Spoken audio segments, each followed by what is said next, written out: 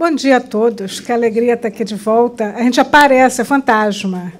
Mas como a gente está numa casa espírita, é um espírito que se materializa. Mas é uma alegria, sim, estar aqui de volta e agradecemos a Deus, nosso Pai, Jesus, nosso Mestre, por essa oportunidade de trabalho, por essa oportunidade de servir, porque é a maneira que sentimos que podemos contribuir um pouquinho mais para o nosso mundo, assim como eu, todos nós que estamos aqui presentes.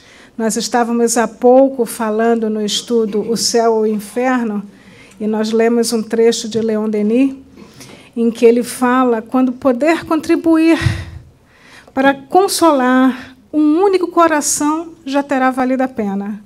Então, é sempre essa a intenção do nosso trabalho, que o nosso estudo possa trazer aquela única palavrinha, aquela única frase que vai nos ajudar a esclarecer, a clarear o nosso caminho, para que a gente caminhe realmente na direção de Jesus, nosso Mestre.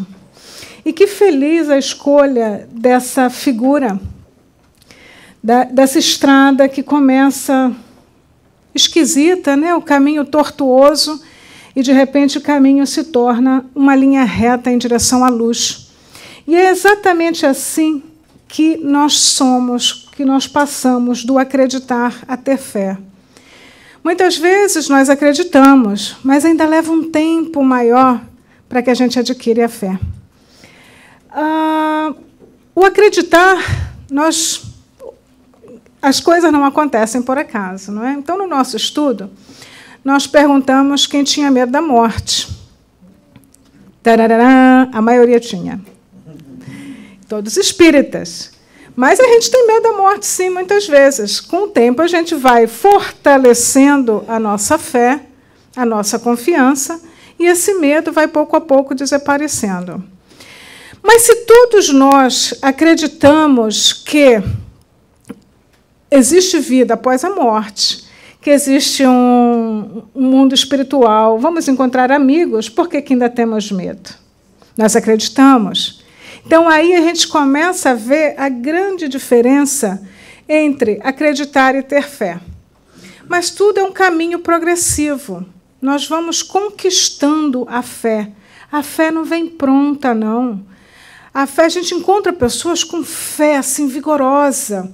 E aí a gente pede para essa pessoa para orar para a gente, né? Porque a gente acredita que aquela pessoa, através das suas orações, ela vai conseguir o que a gente precisa. Mas tudo bem, tudo é válido. Numa oração, tudo é válido. Muitas vezes nós estamos enfraquecidos, vulneráveis, e a gente não consegue nem fixar o pensamento para fazer uma prece. A gente pede para um amigo, sim.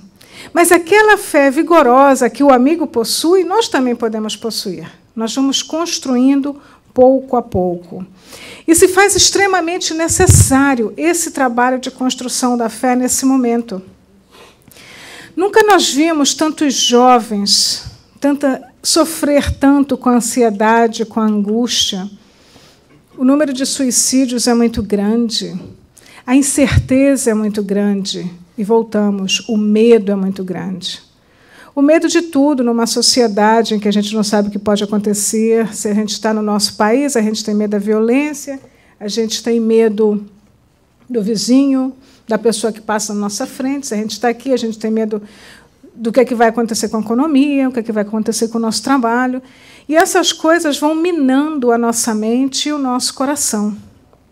Apesar dos estudos, apesar da nossa frequência à casa espírita, a nossa frequência vai nos trazer as ferramentas para nós trabalharmos a nossa fé.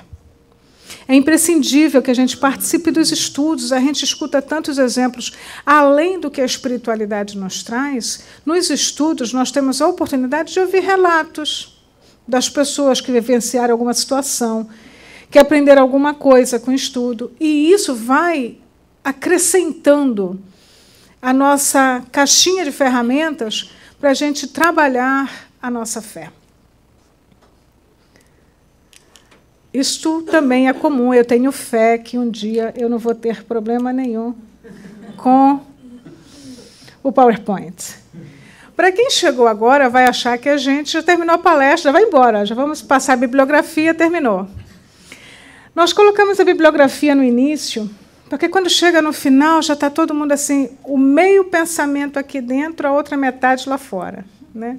E aí a gente perde a oportunidade de ver as dicas de livros que nós utilizamos. Porque durante a palestra nós apenas lançamos ideias. Não dá tempo de falar profundamente sobre tudo. E aí nós vamos buscar o restante da informação nos livros. E esses livros, com certeza, tem na biblioteca da casa, com certeza tem na livraria. Os que não tiverem podem encomendar. Cadê o pessoal da livraria? Ok? Então, nós trabalhamos, como sempre, com o Evangelho segundo o Espiritismo. Esse livro vai estar sempre nos nossos estudos, porque é o livro, são os ensinamentos de Jesus que nos trazem a certeza absoluta do melhor caminho. Utilizamos Liberta do Mal, Iluminação Interior e Vida Feliz, pelo Espírito de Joana de Ângeles. São 3 livros, psicografia de Divaldo Franco. O Problema do Ser, do Destino e da Dor, e Primícias do Reino, de Amélia Rodrigues, psicografia também de Divaldo Franco. Amélia Rodrigues consegue descrever momentos da vida de Jesus que parece que nós estamos vivenciando. É de uma beleza incrível. Uma leitura assim, que nos ilumina verdadeiramente.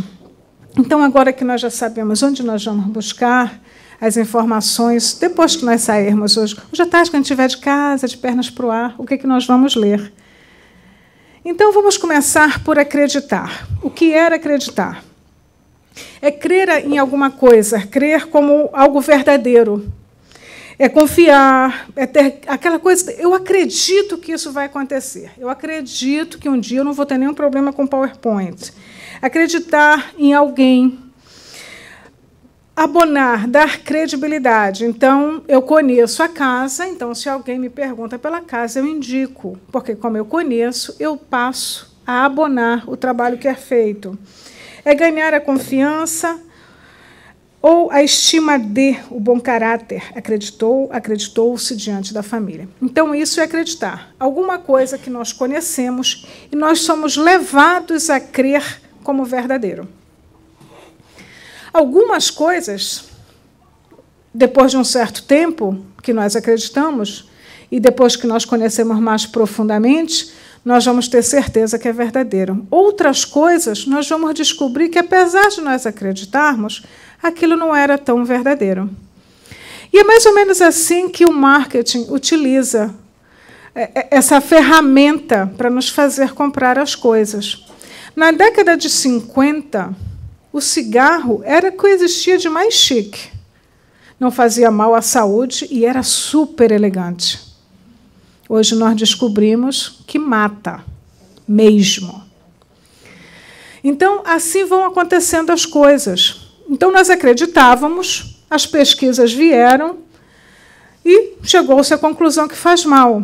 Hoje em dia estão liberadas as drogas em muitos estados, as drogas recreativas.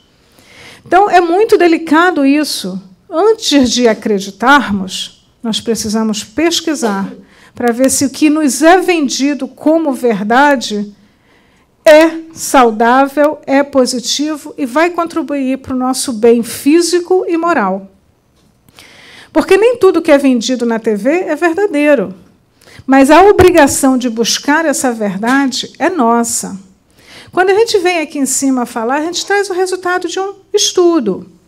Mas é nossa obrigação, ao sair daqui, e buscar fundo do que foi falado, buscar detalhes, porque só assim nós vamos entronizar a informação e vamos ter condições de realmente dizer, não, isso contribuiu, essa frasezinha contribuiu na minha manhã de hoje, porque ela é baseada nisso, nisso e nisso. Não é a Tereza que está falando. A gente traz aqui tópicos que nós vamos, em casa, buscar mais informações para aprofundar, porque a obrigação de caminhar é nossa. A obrigação de trabalhar as nossas fraquezas é nossa. E a doutrina espírita tem esse grande mérito de nos deixar caminhar pelos nossos próprios pés. Ninguém que chega aqui em cima para apresentar uma palestra pode-se dizer dono da verdade.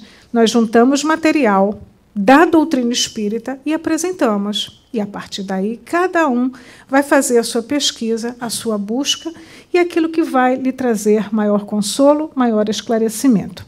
Então, nós já sabemos o que é acreditar. Tem um exemplo muito claro para quem é mais ou menos da minha idade, aqui a maioria é mais jovem, mas quando nós éramos crianças bobinhas. Isso não acontece com as crianças de hoje, porque essas são espertíssimas. Mas as crianças da minha idade eram bobas, tudo que se diziam elas acreditavam. Aí tinha aquela história, olha, se deixar a sandália virada, a mãe morre. Olha, não estou sozinha, que maravilha! E, olha, confesso para vocês que, com todo o conhecimento, eu não deixo a sandália virada de jeito nenhum. Mesmo depois tendo aprendido com meu pai que isso era uma técnica que os mais velhos usavam para forçar a criança a manter as coisas arrumadas. A gente já sabe qual é a razão, mas não tem jeito. A casa pode estar desarrumada, mas a sandália está direitinho no lugar. Porque essa crença foi implantada na minha mente quando eu era criança. Então, as nossas crenças, elas são construídas durante a primeira infância. Até os 12 anos, as informações que nós recebemos, elas vão ficar lá firmes e fortes e vão se refletir em como nós vamos nos conduzir na nossa vida adulta. Então, se nós temos um sistema de crenças equilibrado, vemos de uma família ajustada, a tendência é nós termos muito mais confiança nos outros, porque foi isso que nós vivenciamos em casa. Se nós vemos de uma infância onde ninguém acreditava em ninguém, onde se falava muito da violência, do ser humano, que é isso, que é aquilo, a tendência é nós desconfiarmos de tudo e de todos. Ainda hoje de manhã, quando nós ligamos o rádio, tinha uma mãe falando o quanto era difícil fazer o jovem compreender que o mundo não é tão ruim assim, diante de tanta notícia que se mostra só de maldade humana. Então, o que se vai construindo na cabeça da criança? Não, o mundo é cruel. Mas o mundo tem crueldade, mas ele não é cruel. Porque, assim como tem crueldade, tem coisas belíssimas, tem coisas maravilhosas, tem muita gente trabalhando no bem. Não tem só gente fazendo maldade, tem muita gente trabalhando no bem, como todos nós que estamos aqui presentes. Porque, com certeza, cada um aqui tem uma tarefinha no bem. Nem que seja abraçar o amigo, lançar um olhar, enviar um pensamento positivo de vibração por alguém que está sofrendo.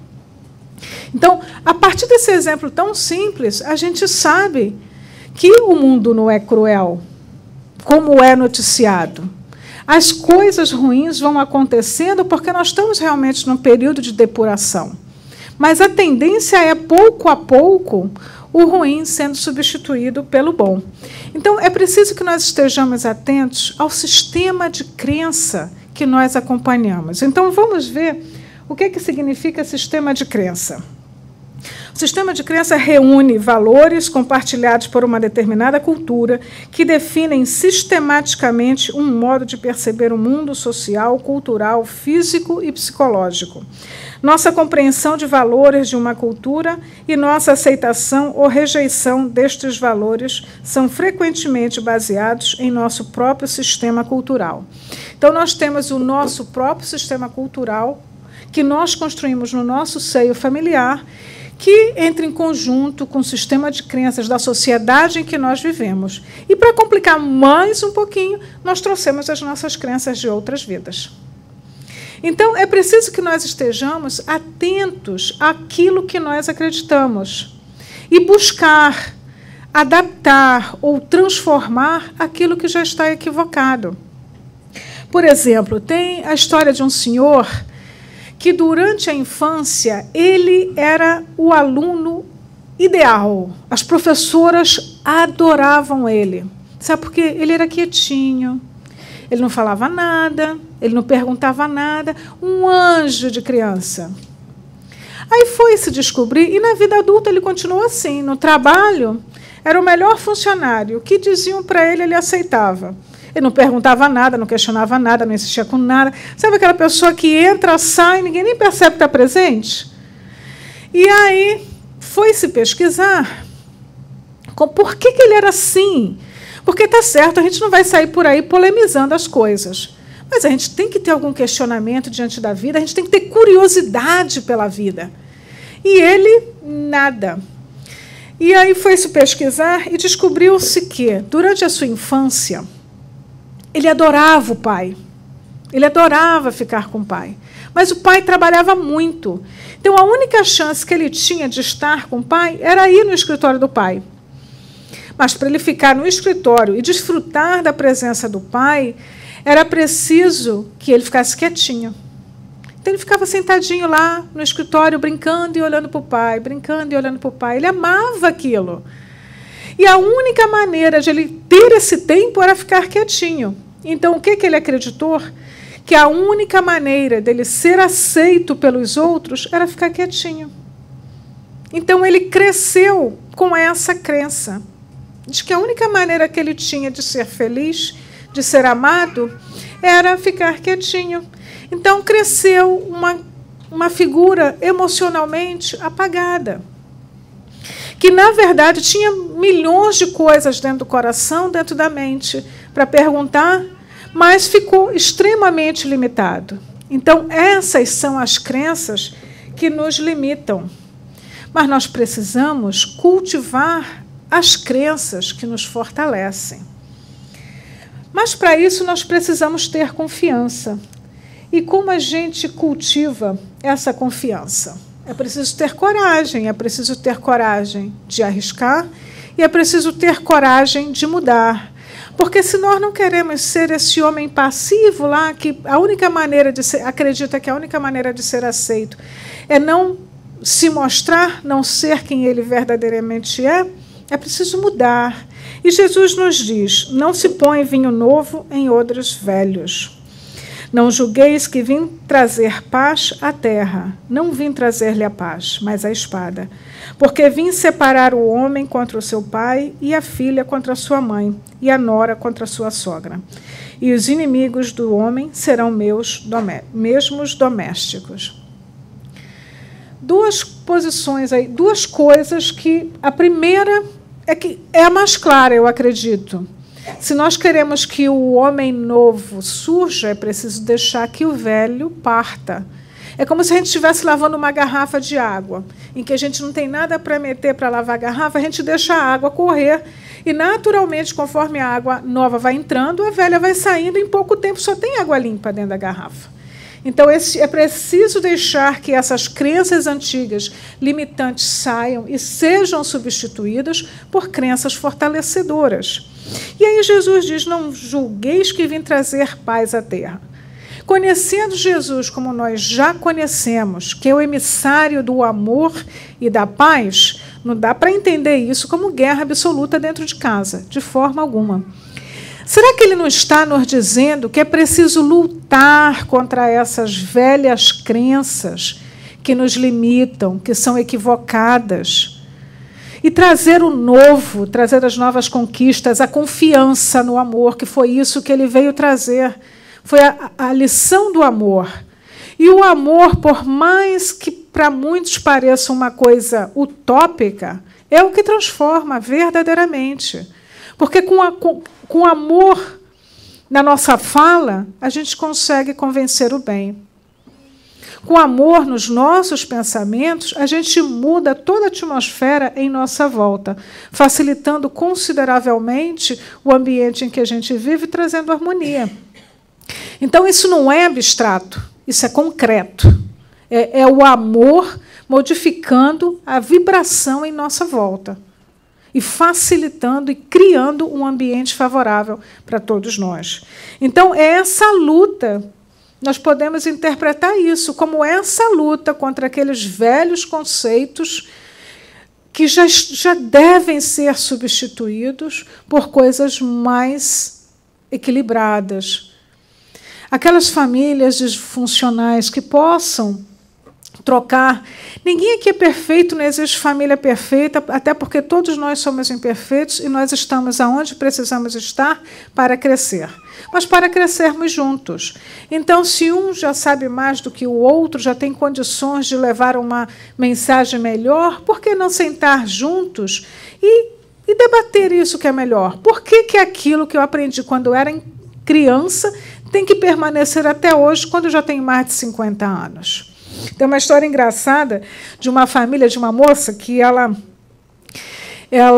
aprendeu com a mãe fazer carne assada. Sabe? Compra aquela peça de carne assim comprida, que eu não sei o nome, porque eu não cozinho, mas a mãe sempre cortava a ponta da carne e assava. E a filha casou e cortava a ponta da carne e assava. E assim foi fazendo por muitos anos. Aí o marido, mais questionador, né, ficou incomodado com aquela história de jogar fora as duas pontas da carne. E ele perguntou: mas por que você corta? Eu digo: não sei. Minha mãe sempre fez assim, eu também faço. Tá, eu vou perguntar então. Aí ela foi lá comigo: por que você corta a ponta da carne? Não, porque a carne sempre foi maior que a panela, então eu cortava para caber na panela. Então a gente vai carregando coisas ao longo da vida que a gente não questiona e que talvez já não precisava mais estar fazendo daquela forma. Já podemos viver uma vida mais leve, mais tranquila, mais feliz, com tanta coisa que a gente já conhece.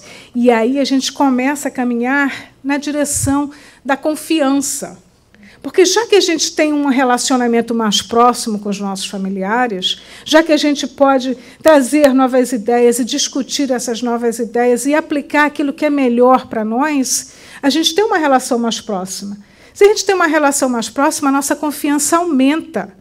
E quanto mais confiança a gente tem, mais capacidade a gente tem de compreender Deus. E quando a gente compreende melhor Deus como esse Pai amoroso, que ama todos igualzinho, o fato de a gente ter vidas diferentes, experiências diferentes, não é porque Ele ame mais a um do que a outro, é porque cada um precisa de experiências diferentes para crescer, para que esse homem velho seja substituído por esse homem novo, através dessas novas experiências. E aí a gente vai chegando à fé. E Santo Agostinho nos dá essa definição de fé que é maravilhosa. Ter fé é acreditar naquilo que você não vê, e a recompensa por essa fé é ver aquilo que você acredita acontecer. Então, a gente acredita, mas se a gente não tem muita fé, fica só no acreditar.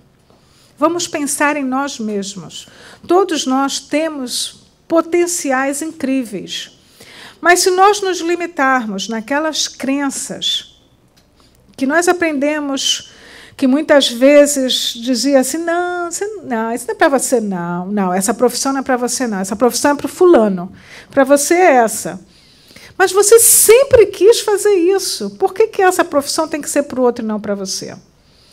Se nós acreditarmos nas coisas que nos limitam, naturalmente a nossa vida será limitada, será o resultado daquilo que nós acreditamos. Mas, se nós temos confiança e fé em nós mesmos, a gente tem capacidade de transformar. E é assim que a gente viu o nosso mundo sendo transformado. Não foram os grandes líderes que trouxeram independência, que trouxeram as leis sociais mais justas, foram pessoas de fé, pessoas de confiança, pessoas que acreditavam no ideal. Então, a gente vê na prática, na nossa história mundial, que as coisas foram mudando a partir dessa confiança em si mesmo e no outro como ser humano. Porque essas pessoas tinham muita fé. Mas isso se constrói pouco a pouco, exercitando. Então, como é que nós desenvolvemos essa fé? Se nós formos no Google, nós vamos encontrar milhares de respostas confiáveis à luz da psicologia, mas já que nós estamos na casa espírita, nós vamos utilizar o que a doutrina nos dá, para que a gente tire da mente também que a fé é coisa só de igreja, do templo, da casa espírita, que ela só acontece aqui dentro. Não, a fé nos acompanha para onde nós vamos. Aqui nós aprendemos, como nós falamos anteriormente, as ferramentas que nós vamos utilizar no nosso dia a dia, porque ter fé aqui dentro é muito fácil. O ambiente é propício para isso.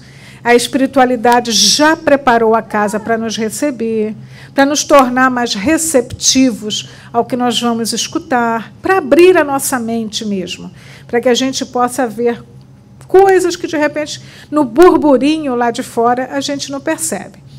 Mas aí, ao sair daqui, nós vamos primeiro... A primeira coisa que a gente enfrenta é o carro que para na nossa frente, é o sinal que demora muito, e aí a gente começa a se balançar. Mas essa fé, ela tem que nos firme, ela tem que nos acompanhar, principalmente lá fora.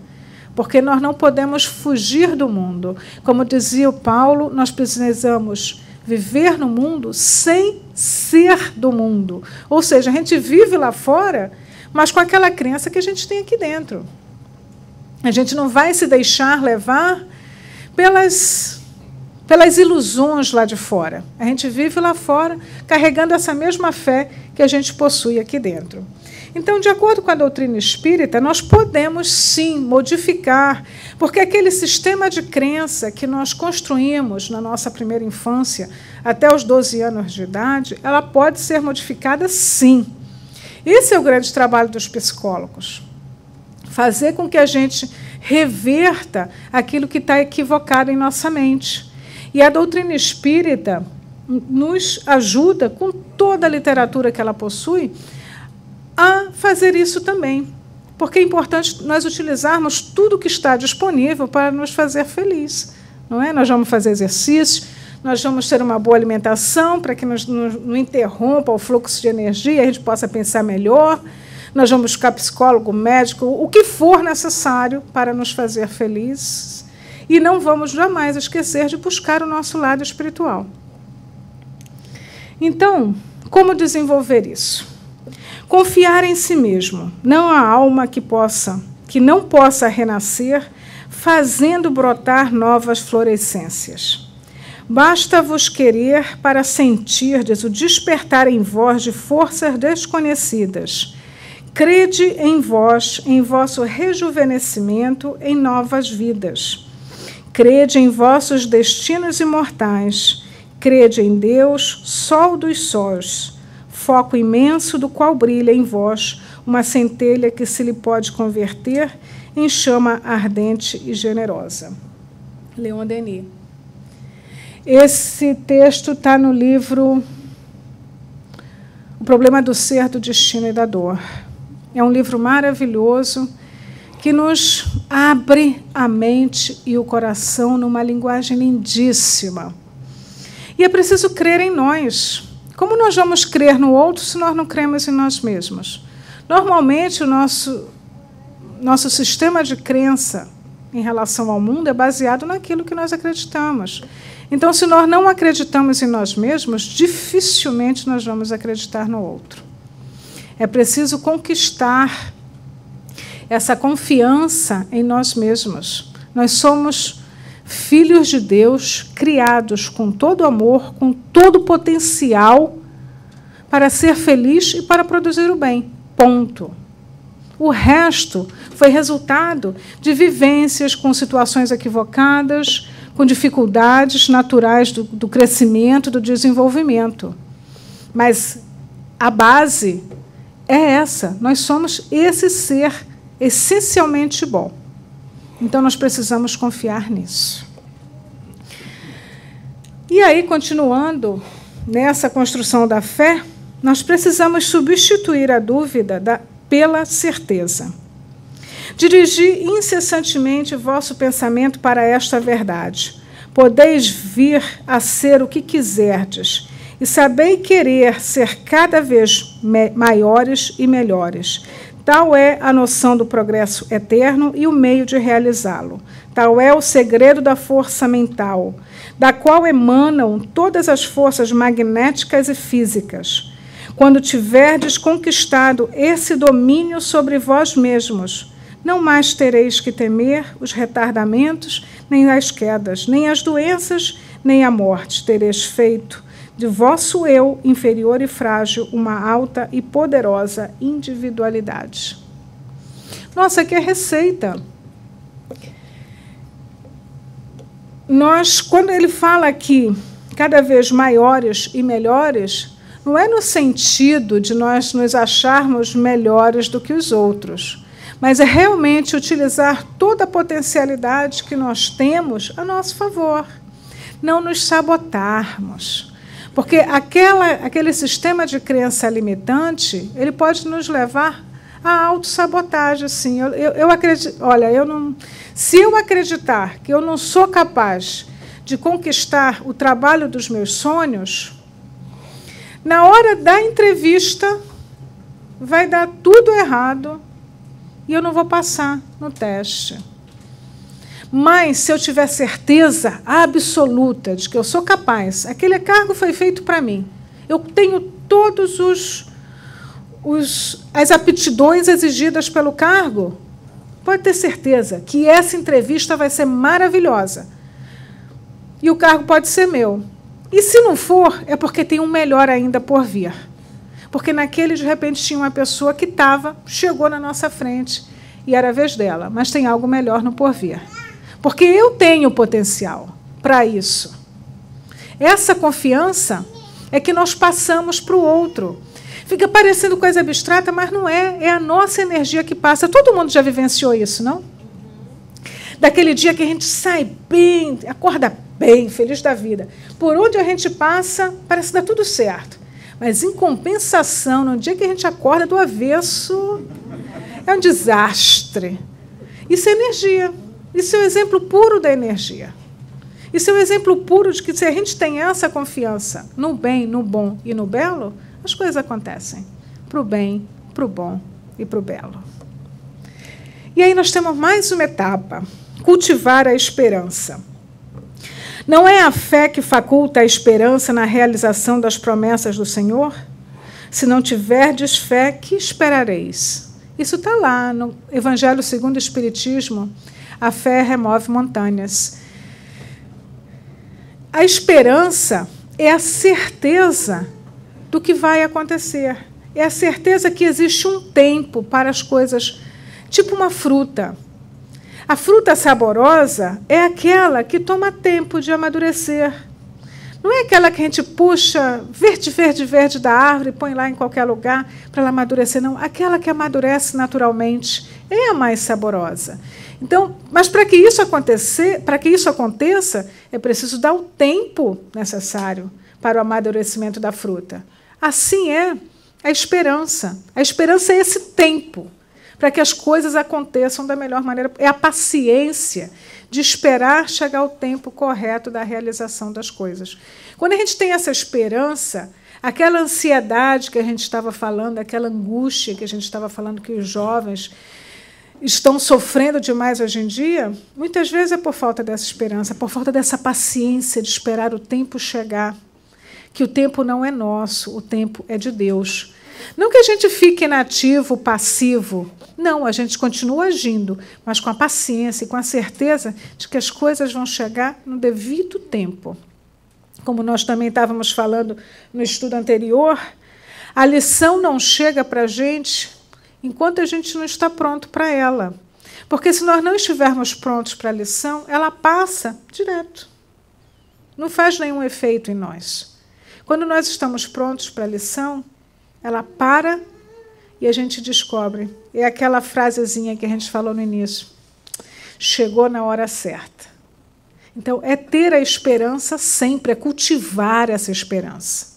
De saber que há tempo para tudo. Conquistar a fé raciocinada. Isso é fundamental e isso é básico na doutrina espírita. A doutrina espírita fala da fé raciocinada. Se nós queremos sair daquele sistema de crença limitante ou aquele sistema de crença equivocado em que diziam para a gente assimilava e acreditava, a gente precisa buscar o raciocínio. Por que nós estamos aqui? Porque nós acreditamos que as lições aqui recebidas vão nos trazer o esclarecimento necessário para nós decidirmos com mais certeza o nosso melhor caminho. Porque nós recebemos instruções dos espíritos superiores, porque nós estudamos o Evangelho, que são lições de Jesus. Porque Jesus é o guia e modelo da humanidade. Por que ele é o guia e modelo da humanidade? Porque ele veio muito antes de nós, quando a Terra ainda não existia, ele já era o dirigente espiritual da Terra. Então, ele tem conhecimento suficiente para saber do que ele fala. Se ele sabe do que ele fala, ele sabe muito mais do que eu, ele tem muito mais experiência do que eu, ele já passou por tudo que eu passei.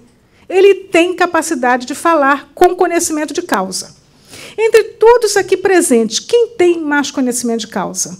Jesus. Então eu posso confiar em Jesus. Mas eu cheguei a essa conclusão.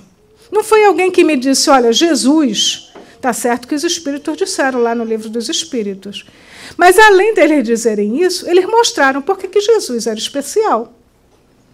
Então, eu fui lá, pesquisei sobre Jesus e vi que ele era realmente incrível, porque, acima de tudo, ele era super corajoso. Imagina que ele falou sobre amor numa época em que existia a lei de Talião.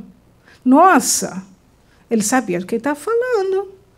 Então, eu tenho todos os motivos, o raciocínio me leva a crer que Jesus sabia do que estava falando. Até porque uma mensagem que fica tanto tempo e que divide a história em duas tem seu peso. Então, eu não acredito nele porque a Marisa me disse, não. Ela me disse. Mas aí eu fui lá estudar. E tive certeza absoluta. E quando a gente sabe o porquê... Lembra do tempo que a gente estudava? Quando a gente tentava decorar só a matéria para fazer a prova, ela ficava mais ou menos. Mas quando a gente sabia o porquê da matéria, a gente fazia a prova tranquilo. Quando a gente sabe por quê que Jesus, nós podemos confiar 100% em Jesus, não importa o que digam.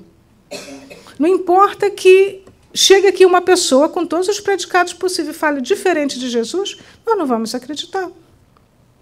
Mas fique tranquilo que a Marisa nunca vai deixar uma pessoa chegar aqui que não acredite em Jesus, ou que fale torto de Jesus. Não é? Porque se nós estamos aqui juntos, é porque essa certeza de Jesus nós já temos.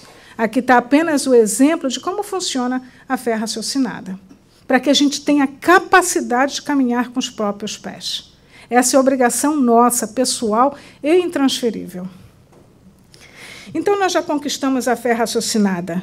E isso quem fala é André Luiz. Certo, não nos reportemos ao fanatismo religioso ou à cegueira da ignorância, mas sim à atitude da segurança íntima, com reverência e submissão diante das leis divinas, em cuja sabedoria, amor, procuramos arrimo. Isso nos faz lembrar o trecho de um estudo do Haroldo Dutra, da Gênese. É um dos primeiros capítulos da Gênese, quando ele está falando do fluido cósmico universal, que é a origem de tudo, do nosso mundo. E aí ele vai dizendo que Deus vai diferenciando o fluido cósmico universal para criar as coisas. Então, por exemplo, criou a planta, criou o animal. Aí ele diz assim, gente, se Deus criou tudo, nos mínimos detalhes, como é que ele não sabe o que está acontecendo no nosso mundo? Claro que ele sabe. Claro que ele tem poder de transformar tudo num segundo, se quiser. Mas cabe a nós. Esse é o nosso trabalho. A transformação do mundo cabe a nós. Então, se Deus está vendo, está. Mas ele nos está dando a oportunidade de sermos os instrumentos para esse mundo melhor. Então, nós acreditamos, nós confiamos e nós construímos a fé em Deus e em nós mesmos. E aí, Emmanuel nos dá esse resumo do que é acreditar e o que é ter fé. Acreditar é o ato de crer em alguma coisa, demanda a necessidade do sentimento e do raciocínio para que a alma edifique a fé em si mesma. A fé é guardar no coração a luminosa certeza em Deus, certeza que ultrapassou o âmbito da crença religiosa, fazendo o coração repousar numa energia constante de realização divina da personalidade. Nós temos aí as palavras grifadas certeza certeza e constante. É essa certeza e essa constância que nos dá a serenidade de viver. Enquanto a gente não tem essa certeza, nós vamos ficando angustiados cada vez mais com a incerteza do mundo. Mas então é preciso buscar a certeza do nosso mundo. E essa certeza está em Deus. Mas aí, às vezes, ainda surge a dúvida, né? Se nós já aprendemos isso tudo, por que não dá certo? Por que ainda tem tanto problema no mundo? E João perguntou a mesma coisa a Jesus. E é isso que vai ficar. Essa é a nossa última mensagem. Senhor, demorará muito a chegar essa hora de entendimento humano? E Jesus responde: as sementes estão sendo lançadas nestes dias. A floração e a colheita pertencem ao nosso Pai. Semeemos todos, amando-nos uns aos outros, incansáveis e sem pressa, e fascinados pela verdade. Avancemos resolutos, pois que só isso realmente é necessário. Que o amor de Deus, a luz e a paz sempre permaneça conosco. Muito obrigada.